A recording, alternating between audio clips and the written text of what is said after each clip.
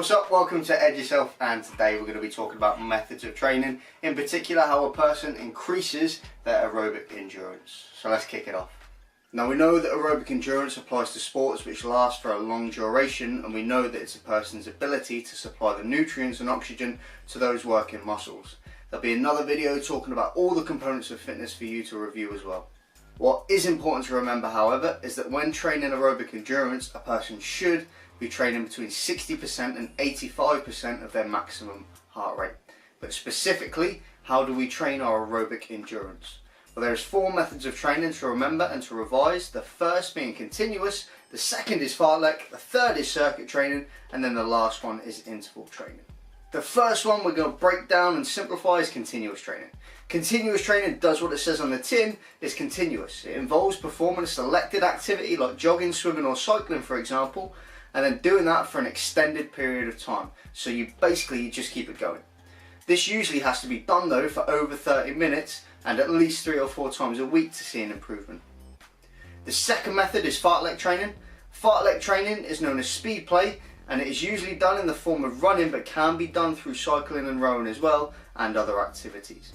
Cross-country runners are likely to use this as the speeds they run in the race change throughout. It's a period of walking, jogging and sprinting, and is continuous, meaning that it doesn't stop. To break it down into percentages and make it simple, you're looking at 30%, 60% and 100% roughly, but never 0%. Something important to remember is that performers can still increase the intensity by running with weights attached to them or even a weighted backpack. The third method is circuit training. Circuit training involves different stations and exercises which usually alternate between muscle groups to avoid fatigue or tiredness. It's important to remember your circuit's number of stations, the time spent at each station, number of times completing the circuit, and the rest periods need to be tailored to make sure that you're actually training aerobic endurance. With this in mind, rest periods need to be small, so no more than 30 seconds. Time doing those exercises needs to be high, so somewhere between the 1 and 2 minute mark at each station, but this all depends on the physical ability, but you need to remember they need to be lasting for a long period of time to target aerobic endurance.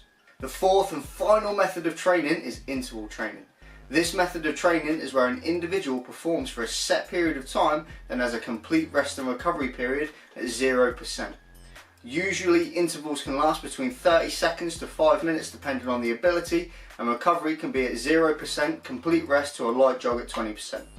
To ensure that we're working our aerobic endurance, you'd need to train at 60% of your VO2 max, which will be discussed in another video. By decreasing the rest period and work intensity but increasing the time, you'll be developing your aerobic endurance. Right guys, this has been EduSelf. Thanks for watching, and I hope you found this video and the images useful. Remember, you can go back and reflect on certain areas that you might not have fully remembered or learned. See ya!